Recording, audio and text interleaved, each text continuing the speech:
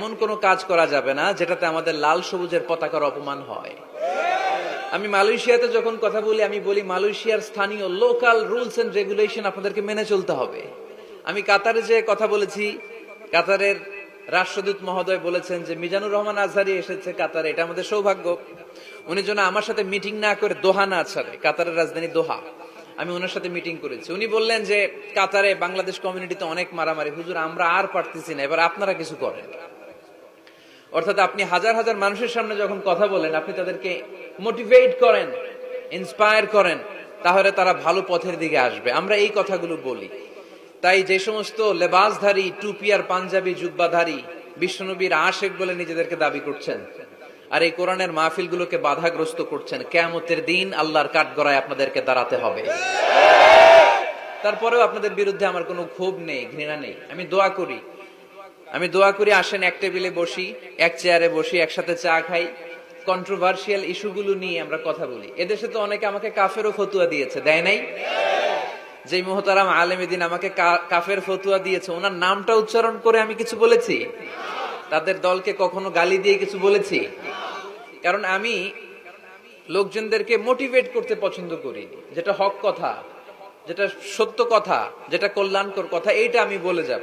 আমার আলোচনা থেকে কোনটা সঠিক, কোনটা ভুল, কোনটা হক, কোনটা বাতিল, আমার ইন্টেলেকচুয়াল শ্রোতারা ওইটা বুঝে নিবে। আকলমান্দ ইশারা বা শাস্ত, যাদের আকল আছে এদের ইশারা দিলে হয়ে যায়, ঠিক কিনা? এদেরকে এত ভেঙে চুরে বোঝানো লাগে না। তো এই জন্য আপনাদের কাছে আমি আবেদন করব, যারা এগুলো করছেন এগুলো বন্ধ করেন, এগুলো বন্ধ করেন। দেশের নেতৃত্ব, স্থানীয় পর্যায়ে যারা আছেন, আপনার তাদেরকেও আমি বলি, আপনারা এগুলো আমলে নেন। কারাই কোরআনের মাহফিল বন্ধ করতে চায় এগুলো আপনারা দেখেন। আওয়ামী লীগ ইসলামের শত্রু নয়, পুলিশ প্রশাসন ইসলামের শত্রু নয়, ইসলামের শত্রু আমরা নিজেরাই। এজন্য আল্লাহ যেন আমাদেরকে হেদায়েত দান করে, আমরা পড়ি আমিন। আপনাদের আসরের আজান কয়টায়? আসরের আজান কয়টায়? 4:45। বিভিন্ন জায়গায় যখন এই প্রোগ্রাম নিয়ে সমস্যা করে, আজকের প্রোগ্রামে আসার আগে আমি সরাসরি এখানকার ওসি সাহেবকে ফোন দিয়েছি। আসছে? আপনি আছেন? তো আমি ফোন দিয়ে বললাম আপনি বলেন, আপনি বললে আমি আসবো। উনি বললেন যে আমি 2 মিনিট পরে আপনাকে কল ব্যাক করছি। আমি এসপি সাহেবের সাথে কথা বলে নেই, আপনাদের জেলার এসপি সাহেবের সাথে কথা বললে হুজুর আমি আমার প্রোটোকল নিয়ে এখানে থাকবো, আপনাকে রিসিভ করব সেফলি, আপনার সেফ এন্ট্রি সেফ এক্সিটের ব্যবস্থা আমি করে দিব, আপনি আসেন। আলহামদুলিল্লাহ, এরকম ওসি আমাদের প্রত্যেকটা থানায় হোক, আমরা চাই কি চাই না? আল্লাহ আপনাদের থানার ওসিকে কবুল করে নিক। যে যুবক ভাইরা তোমরা অনেক কষ্ট করে অনেক দূর থেকে আসছো, আল্লাহ তোমাদেরকে ইসলামের জন্য কবুল করুক। আমি আমার খুতবার শুরুতে একটা সূরা হচ্ছে সূরাতু আল ইনশিরাহ, সূরাটার নাম। এই 20 মিনিট একটু আওয়াজ করে উত্তর দিতে হবে। সূরার নাম সূরাতুল ইনশিরাহ। কি নাম সূরার? কোন কোন কোরআনের নুসখায় এই সূরাটাকে আপনি দেখবেন সূরাতু আশ-শারহ নামেও অভিহিত করা হয়েছে। ইনশিরাহ মানে খুলে দেওয়া, ইনশিরাহ মানে প্রশস্ত করে দেওয়া। ইসলামের জন্য, কোরআনের জন্য বিশ্বনবীর হৃদয়টাকে খুলে দিয়েছে কে?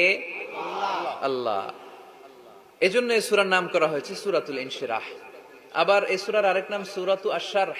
শারহ মানে ব্যাখ্যা করা, শারহ মানে ইসলামকে আল্লাহ তাআলা বিশ্বনবীর কাছে এমন ভাবে ব্যাখ্যা করে তুলে ধরেছেন, ইসলামের বিষয়টা বিশ্বনবীর হৃদয়ে ক্রিস্টাল ক্লিয়ার, স্বচ্ছ পানির মতো শুভ্র করে দিয়েছে কে?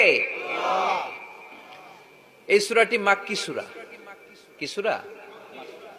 এই সূরা আয়াত সংখ্যা 8টি। কয়টি? একটা আওয়াজ করে বলেন না, কয়টি? 8টি। এই সূরাটি কোরআনের 94তম সূরা। কততম? এবার আমি প্রশ্ন করব আর আপনারা উত্তর দিবেন। এই সূরাটা কততম সূরা? আওয়াজ করে, কততম? এই সূরার আয়াত সংখ্যা? সূরাটি মাদানী সূরা। কি সূরা? মনে থাকবে? এই 8টি আয়াতকে আমরা 3টি ভাগে ভাগ করব। প্রথম 4 আয়াতে আল্লাহ তাআলা বিষ্ণু ঈসা ইসলামের কাছে কি কি নিয়ামত তিনি বিষ্ণু ঈসা ইসলামের কাছে পাঠিয়েছেন, কি কি অনুগ্রহ বিষ্ণুনবীর জীবনে আল্লাহ তাআলা করেছেন, এগুলোর বর্ণনা দিয়েছেন। তারপরের 2 আয়াতে আল্লাহ তাআলা বিষ্ণুনবীকে সান্ত্বনা দিয়েছেন, সুবহানাল্লাহ পড়েন।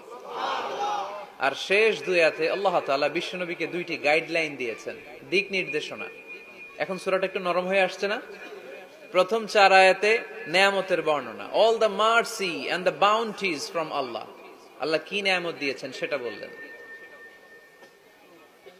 তারপরের দুই আয়াতে আল্লাহ তাআলা বিশ্বনবীকে সান্ত্বনা দিয়েছেন, condolence, consolation to our beloved prophet Muhammad সাল্লাল্লাহু আলাইহি ওয়াসাল্লাম। আর শেষ দুই আয়াতে বিশ্বনবীকে দিক নির্দেশনা দিয়েছেন।